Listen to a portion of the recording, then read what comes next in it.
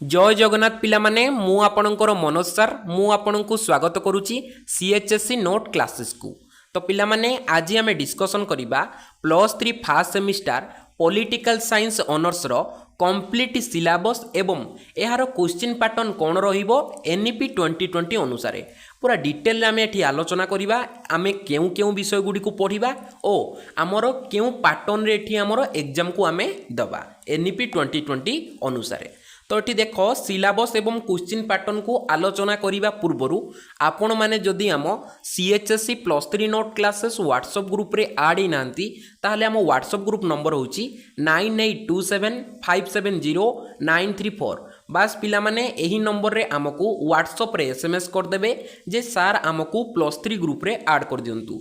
तो आमे आपण को पाखक गोटे लिंक टे सेंड कर देबो से लिंक को क्लिक कले आपण माने फ्री रे आम व्हाट्सएप ग्रुप रे ऐड हो पारिबे। तो पिला माने एटी देख प्रथमे मु आपनकु ओडिया रे कंप्लीट सिलेबस बुझे देबी और इंग्लिश रे जो पिला माने हमर रखिचंती पॉलिटिकल साइंस ऑनर्स को तांको पई मध्य मु इंग्लिश रे सिलेबस एठी आनिबी वीडियो रो लास्ट रे एवं सर्वा लास्ट रे हम एठी डिस्कशन करिबा जे हमर क्वेश्चन पैटर्न कोन रहिबो।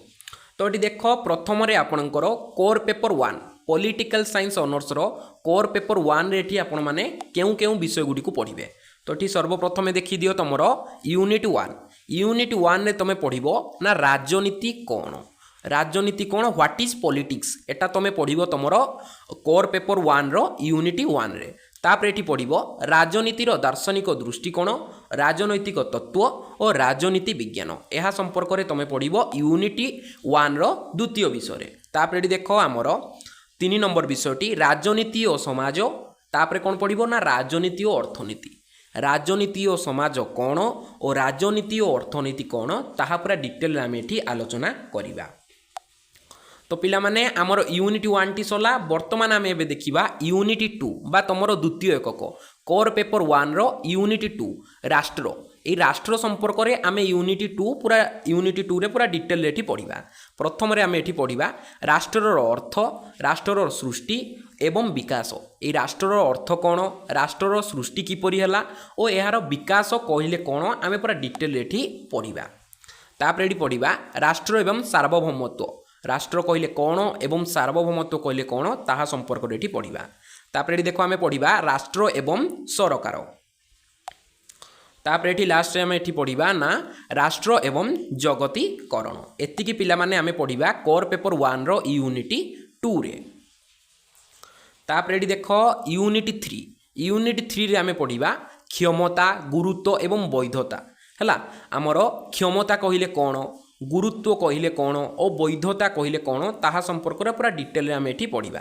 तापर एठी पढ़िबा ना आमर अधिकार एवं स्वाधीनता एटा अधिकार हो पिला माने अधिकार कहिले कौन गोटे मनुष्यर मौलिक अधिकार एवं तार स्वाधीनता संपर्क रे आम एठी पढ़िबा। तापर एठी पढ़िबा समानता और न्याय गोटिए राष्ट्र रे प्रत्येक व्यक्तिर समानता और न्याय समान व्यवस्था रे किपरि रहिबो ताहा संपर्क रे आम एठी आलोचना करिबा।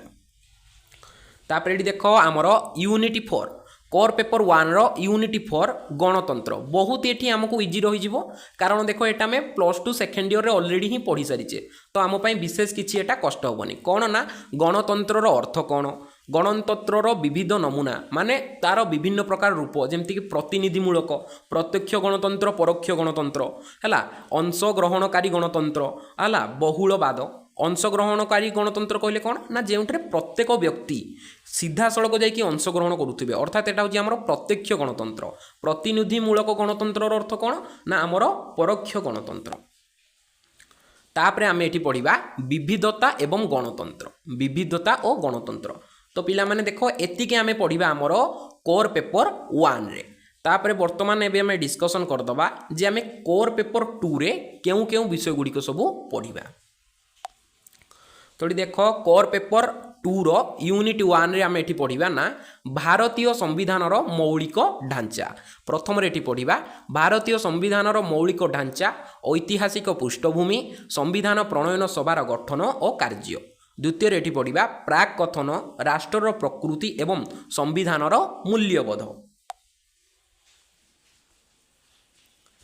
तापर ये देख 3 नंबर आम ये पढ़ा मौलिक अधिकार राष्ट्र निर्देश नीति एवं मौलिक कर्तव्य। एटा पिला माने बहुत ही आपण इंपोर्टाट रहिबो। मौलिक अधिकार कौन, राष्ट्र निर्धारण नीति कौन एवं मौलिक कर्तव्य कहले कौन ताहा संपर्क पूरा डिटेल आम ये पढ़ा। तापर ये देख यूनिट 2 यूनिट 2 रे आम पढ़ा केन्द्र और राज्य मानकरे थिबा व्यवस्थापिका एवं कार्यपालिका। एटा पिला माने आम पई इजी रही जिवो कारण एटा आम +2 रे ही पढ़िथिले, +2 सेकेंड ईयर रे पढ़िथिले। केन्द्र और राज्य मध्य जो संपर्क व्यवस्थापिका एवं कार्यपालिका संपर्क पूरा डिटेल आम ये पढ़ा। तापर आम ये पढ़ा प्रथम संसदरु गठन एवं आईन प्रणयन प्रक्रिया रे राज्यर व्यवस्थापिका यह संपर्क पूरा डिटेल आम ये पढ़ा। तापर ये पढ़ा राष्ट्रपति और राज्यपाल। ये राष्ट्रपति कार्य कौन, राज्यपाल कार्य कौन पूरा डिटेल ये आम आलोचना करवा और तांको कर्तव्य कौन ताहा संपर्क में मध्य आम ये आलोचना करवा। तापर ये पढ़ा प्रधानमंत्री एवं मंत्रिमंडल और राज्यर मुख्यमंत्री है पूरा डिटेल आम एम विषय जाना जे प्रधानमंत्री को कार्य कर्तव्य कौन, मंत्रिमंडल कहले कौन, राज्यर मुख्यमंत्री कार्य कर्तव्य कौन ताहा संपर्क में आम ये आलोचना करवा। तापर एठी एबे देखो एटा यूनिट 3 है एटा टिके 4 लिखा है कि यूनिट 3 देखो ये यूनिट 3 आम कौन पढ़ा ना न्यायपालिका विषय आम ये पढ़ा। यूनिट 3 रे प्रथम ये पढ़ा भारतर सर्वोच्च अदालत गठन और कार्य। भारतर सर्वोच्च अदालतर गठन और कार्य संपर्क में आम ये आलोचना करवा। तापर ये पढ़ा राज्य उच्च न्यायालयर गठन और कार्य माने राज्य स्तरीय जो आमर अच्छी सबुठारु उच्च न्यायालय तार गठन और कार्य संपर्क में आम ये आलोचना करवा। तापर ये देख तृतीय पढ़ा न्यायर पुनर्लोचना संविधानर मौलिक ढांचा और जनस्वार्थ मामला। तापर ये देख आमर यूनिट 4 बा आमर 4 नंबर यूनिट रे आम पढ़ा केन्द्र और राज्य मध्य थिबा संपर्क माने आमर जो 3टी संपर्क रही आमर कौन ना प्रशासनिक व्यवस्थापिका आउ अर्थ आमर आर्थिक अर्थनैतिक संपर्क ताहा संपर्क रे आम पूरा डिटेल पढ़ा।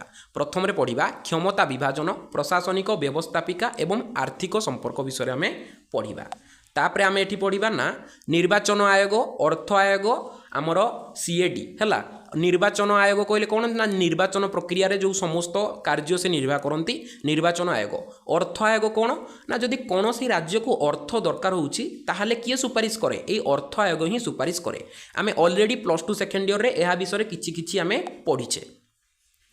तापर आम ये पढ़ा ना नीति आयोग अंतःराज्य परिषद आमर जीएसटी परिषद है आमर जो जीएसटी परिषद रही ताहा संपर्क में पढ़ा। आमर नीति आयोग आउ अंतःराज्य परिषद कौन ना जो राज्य राज्य मध्य गंडगोल हेले एमाने कौन करती ना तार समाधान करिथांती। तो पिला माने एई समस्त विषय को आमे पढ़िबा पॉलिटिकल साइंस ऑनर्स रो कोर पेपर 2 रे। तो ये चलतु आम इंग्लीश रे प्रथमे टिके भल से देखीदबा सिलेबस को तापरे आम डिस्कसन करवा एनईपी 2020 अनुसार आमर क्वेश्चन पैटर्न कौन रहिबो। तो सर्वप्रथम ये देखीदियो आमर कोर पेपर 1 रे what is politics political theory political science same पिला माने किछि नाही ओडिया रे मु बास जहा कहली एटा बास इंग्लिश रे देछि तमरो सिलेबस तो सेम सेटा मु ओडिया रे बुझेली एटा बास एठी इंग्लिश रे देछि आउ पिला माने किछि एठी चेंजेस आसीबो नाही इंग्लिश जहा ओडिया रे जहा बास लैंग्वेज रो टिके एठी फरक रहिबो। तापरे देखो एठी वर्तमान कोर पेपर 2 कोर पेपर 1 रो आपण कंप्लीट एठी देखिले इंग्लिश रे आपणकर सिलेबस कोन कोन रहिबो वर्तमान एठी देखि दियंतु कोर पेपर 2 रो आपणकर सिलेबस कोन कोन सब रहिबो इंग्लिश रे। स्क्रीनशॉट मारिकी पिला माने रखि नियंतु फल रे आपण मानक पय एठी बहुत इजी हे जिवो सिलेबस को आराम से पढिबार। तो पिला माने वर्तमान आम एठी आलोचना करिदबा आमर एनईपी 2020 अनुसार पॉलिटिकल साइंस ऑनर्स रो क्वेश्चन पैटर्न एठी कौन रहिबो। तो पिला माने सर्वप्रथमे देखो एठी तमरो से आपन को एमसीक्यू प्रश्न देई पारे नहले एक मार्किया प्रश्न देई पारे। एमसीक्यू प्रश्न रो मूल्य कते 1 मार्क और एक मार्किया प्रश्न रो मूल्य मध्य 1 मार्क। तो से एठी चाहिले आपन को एमसीक्यू देई पारे नहले एक मार्किया प्रश्न देई पारे। बहुत पिला एठी एबे बुझी पार नथिबे जे एमसीक्यू प्रश्न देई पारे एक मार्किया प्रश्न देई पारे एहा माने कोन।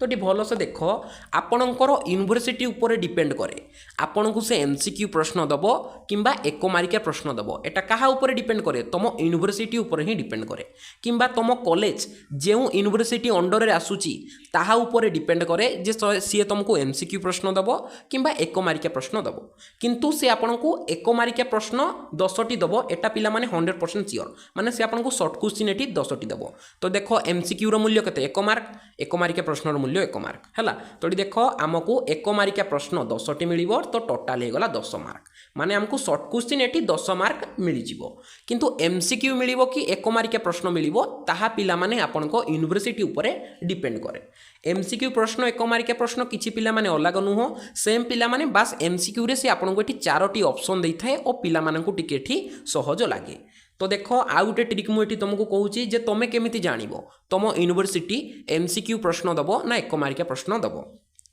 तो देख तुम एनईपी 2020 तुम पूर्व वर्षरू एठी लागू होईची तो तुम गोटे काम करिवो तुम कॉलेज रो जो माने सीनियर थिबे अर्थात तुमर +3 सेकेंड सेमिस्टर जो पिला माने एबे एग्जाम दउथिबे सेमान को संगे टिके तुम माने जाई कि कांटेक्ट करिवो आ पचारिवो जे भाई तुमर +3 फर्स्ट सेमिस्टर जो एग्जामटा देइथिलो सेठी तुमर एमसीक्यू क्वेश्चन आस्तिला ना एक मार्किया प्रश्न आसीतिला तो एमसीक्यू जदि आस्तिला ताले आपण मानकर भी एमसीक्यू आसीबो जदि एक मार्किया प्रश्न आस्तिला ताले आपण मानकर मध्ये एक मार्किया प्रश्न आसीबो और अन्य एक महत्वपूर्ण तथ्य ये देख ना तुम डीडी यूनिवर्सिटी अंडर रे जेतिकी समस्त कॉलेज रही तांकर सेठी एमसीक्यू प्रश्न आसीबो नाही तांकर एक मार्किया प्रश्न आसीबो माने बास से सेठी आपनको ऑप्शन देई नथिबो आपण डायरेक्ट आंसर टी को लिखिबे हैला डीडी यूनिवर्सिटी अंडर रे जेतिकी सब कॉलेज आसुचंती तांकर एमसीक्यू प्रश्न आसीबो नाही तापर एबे एठी देखो 2 मार्किया प्रश्न पिला माने तुमरो सेम रहिबो गोटिए प्रश्नर मूल्य एठी 2 मार्क रहिबो और तुमको 9टी 2 मार्किया प्रश्न एठी करिबा को पड़िबो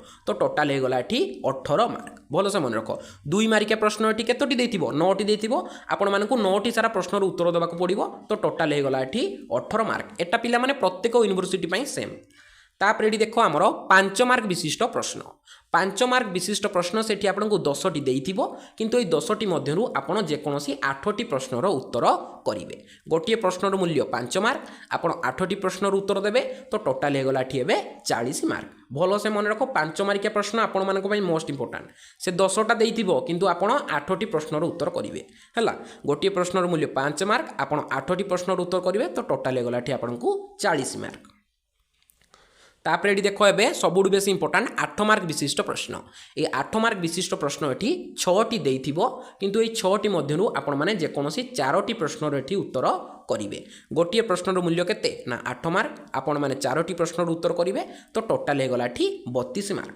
तो ये भलो से देखो आमर एमसीक्यू बा 1 मार्क क्वेश्चन एठी आसी जाउची केते 10 मार्क रो 2 मार्किया प्रश्न आसी जाउची 18 मार्क रो तापर देखो 5 मार्क प्रश्न आसी जाउची एठी 40 मार्क रो एवं 8 मार्किया प्रश्न आसूची एठी 32 मार्क रो तो टोटाल मिसेदेले हो जाउची तमरो 100 मार्क तो एही परि भाबरे तमरो एनईपी 2020 अनुसार तमरो क्वेश्चन पैटर्न रहिबो तमे जेकोसी यूनिवर्सिटी अंडर रे आसो हैला बास तमरो कौन ना तुम एमसीक्यू प्रश्न दे पारे नले एक मार्किया प्रश्न दे पारे बास ये छोट चेंजटा आसूची नले समस्त यूनिवर्सिटी पई सिलेबस सेम रहिबो क्वेश्चन पैटर्न सेम किंतु तुम एमसीक्यू किंबा एक मार्किया प्रश्न आसीबो एटा तुम कॉलेज किंबा तुम यूनिवर्सिटी ऊपर डिपेंड करे।